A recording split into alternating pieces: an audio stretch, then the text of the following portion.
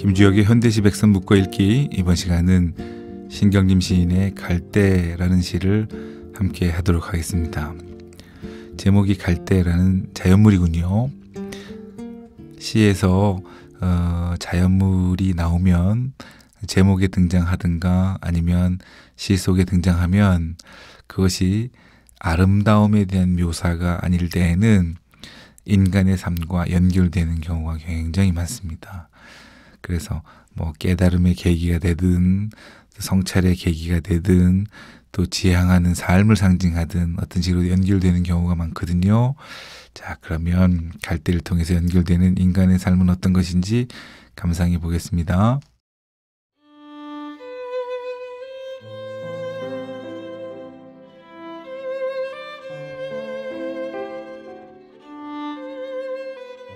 갈대, 신경림.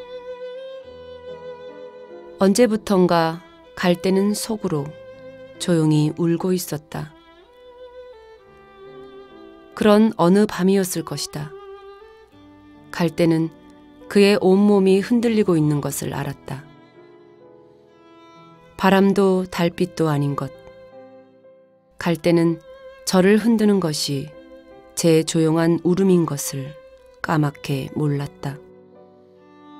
산다는 것은 속으로 이렇게 조용히 울고 있는 것이란 것을 그는 몰랐다.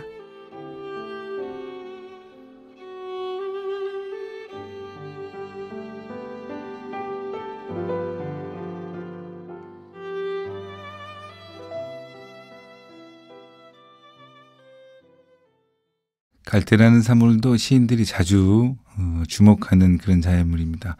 어떤 시에 보면 갈대라는 것이 말리고 말려서 편하고 비운 만큼 아주 선명한 꼿꼿한 노후다. 그래서 사람들이 나이 먹어가면서 욕심을 버리는, 그래서 속을 비운 모습으로 비유하기도 하고요.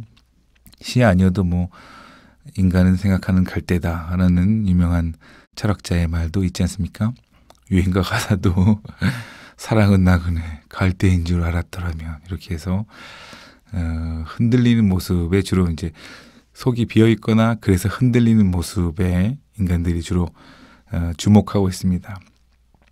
이 시의 갈대도 그냥 갈대는 아닌 것 같지요. 갈대는 속으로 조용히 울고 있었다. 이렇게 나오면 우리가 시를 읽을 때는 갈대가 울 수는 없지요. 그러니까 울고 있었다 이렇게 의인화시켜서 표현하면 그 자체로 갈대라는 것을 인간의 삶과 연결시켜서 생각해야 되나 보다, 이렇게 우리가 읽어낼 수 있습니다. 갈대는 속으로 조용히 울고 있었다 그랬는데, 갈대는 울고 있을 수 없으니까 이 연에 보면 조용히 온몸이 흔들리고 있었다는 것을 이제 연결시키면 되겠습니다. 그럼 갈대가 바람에 흔들리면서, 보통 다른 것들은 바람에 흔들리면 소리를 내지요. 뭐 부스럭 소리를 내든가 아니면 뭐 윙윙 거리는 바람이 스치는 소리를 내든가 그럴 때인데, 갈대는 그 동영상으로 갈대가 흔들리는 모습을 찍어도 소리를 마치 아무 소리도 켜놓지 않은 것처럼 화면만 볼 수 있는 그런 영상이 찍힐 겁니다, 아마. 갈대는 흔들리면서도 소리를 내지 않지요. 그러니까 소리 없이 흔들리는 갈대를 인간의 삶과 연결하면 어떻게 되느냐. 그러면 소리 없이 조용히 속으로 우는 것에 대응이 된다는 거죠.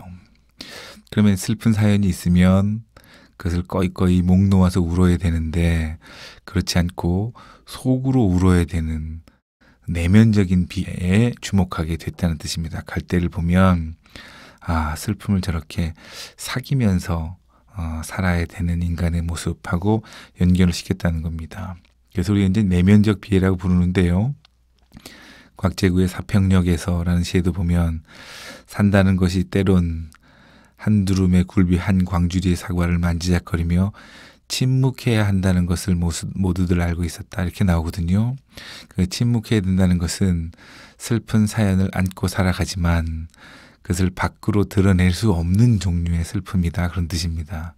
그래서 이제 조용히 흔들리는 갈대의 모습을 보고 내면적인 비애를 안고 살아가는 인간의 모습을 생각했다는 겁니다. 또 하나는 갈대를 흔드는 것은 바람이 흔든다고 우리는 상식적으로 생각하게 되지 않습니까?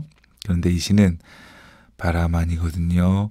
달빛도 아니고요. 갈대를 흔드는 것은 자기의 조용한 울음이 자기를 흔든다. 이렇게 생각했다는 거예요.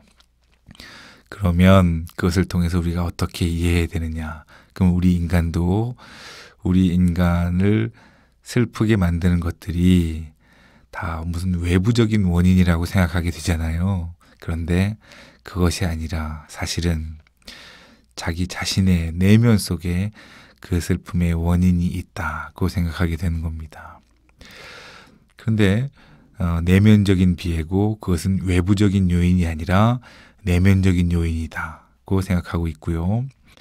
이 시가 처음 읽는 사람들에게는 쉽지 않은 내용인 것은 뭐 이렇게 울고 이렇게 뭐 비애에 젖고 이런 내용이 나오면 그런 사연이 있으면 비교적 쉽게 이해할 수 있거든요. 그런데 이거는 아무것도 없고 그냥 슬퍼서 울어요. 그리고 끝날 때 보면 산다는 것은 속으로 이렇게 조용히 울고 있는 것이라는 것을 그는 몰랐다 그랬어요. 그러니까 특별한 사유가 없이 산다는 것이 원래 이렇다는 거예요. 그러니까 이런 종류의 비애를 우리가 뭐라고 그러냐면 삶 자체가 그러니까 피할 수 없는 것이니까 그래서 숙명적인 비애다 이렇게 받아들인다는 거죠.